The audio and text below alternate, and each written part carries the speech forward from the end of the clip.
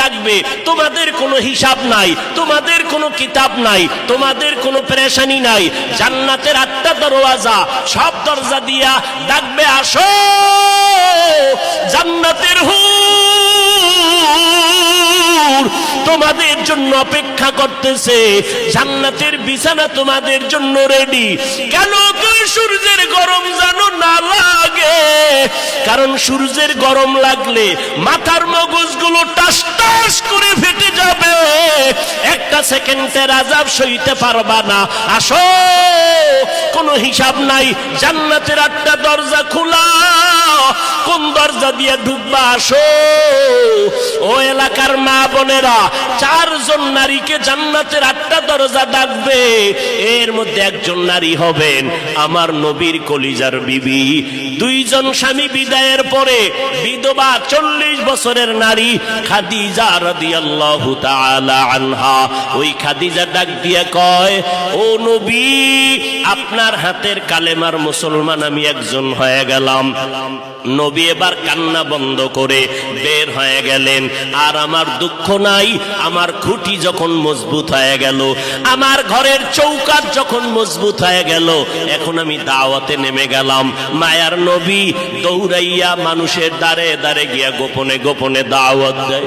হাঁটতে হাঁটতে হাঁটতে হাঁটতে আমার নবী পাথরওয়ালা জমিন পারাইয়া তায়েফের ময়দানের কিনারায় দাঁড়ায় কয়, তোরা আমারে চিনোনি, আমি মক্কার মুহাম্মদ, আমি এক আল্লাহর দাওয়াত দিয়ে আসছি, গ্রহণ করো।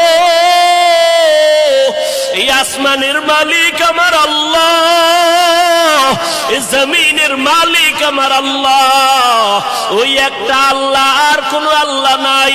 ওই আসমানের মালিকের পক্ষ থেকে আসছি, কবুল করে নাও। তায়েফের বেঈমানেরা কয়, এটা তো সেই মুহাম্মদ মক্কার পাগল। বাচ্চাদের ডেকে বলে, পাথর মেরে মেরে মুহাম্মদের তাড়াইয়া দাও। যেই নবীর শরীরের মধ্যে মশামাছি পড়া হারাম, মেঘের খণ্ড ছায়া দেয়, আমার নবী যেন কষ্ট না পায়। ওই শরীরের মধ্যে কাফেরের গোলামেরা এমন বৃষ্টির মতো পাথর মারতেছে, পাথর পরে পরে নবীর শরীর থেকে রক্ত প্রবাহিত হইয়া জুতা আটকাইয়া গেল। মায়ার নবী কান্না করেন, আর কদম বাড়াইয়া বাড়াইয়া মক্কার দিকে রওনা হলেন। আবার যত দূর যায়, আবার তায়েফের জমিনের দিকে তাকায়, আর আমার মায়ার নবী চোখের পানি ছেড়ে কান্না করে, আর বলে, ও দয়ার মালিক, তুমি একটু এদের দিলে রহম দাও। আল্লাহ সাথে সাথে জিবরাইলের পাঠায় দিয়া কয়, জিবরাইল, আমি আমার নবীর কান্না সইতে পারি না, যাও যাও।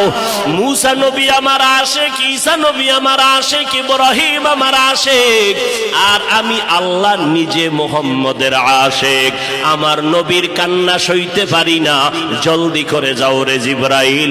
নবীর অনুমতি নিয়া তায়েফের জমিন উল্টাইয়া তায়েফের মানুষগুলো ধ্বংস করে দাও। জিব্রাইল আমিন আইসা আমার নবীরে যখন বললেন, নবী বলে, খবরদার ও ভাই জিব্রাইল, এই তায়েফের মানুষগুলোকে তুমি মারবা না রে ভাই, কারণ আমি দুনিয়াতে আসি রহমাতুল লিল আলামিন। আজকে ওরা আমাকে চিনে না, এই জন্য আমারে পাথর মেরে তাড়ায় দেয়।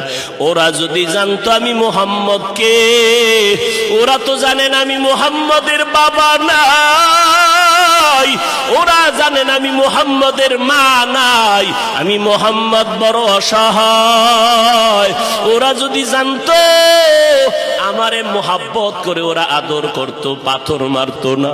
ওরা চিনে না, এই জন্য আমাকে পাথর মেরে তাড়ায় দিতেছে।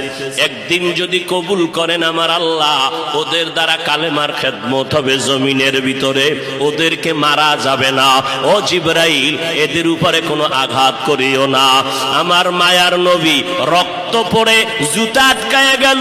আম্মা জান আয়েশা রাদিয়াল্লাহু আনহা বলেন, ও মুসলমান নবীর আশিক, আমার নবী আদর্শ কায়েমের জন্য রক্ত ঝরাইলেন, পেটে পাথর বাঁধলেন। ও নবীর উম্মতের দল, আজকে সেই নবীরে গালি দেওয়া হয়, ওই নবীর অপরাধী বলা হয়। তুমি নবীর আশিক উম্মতেরা চুপ কেমনে থাকো রে বাবা?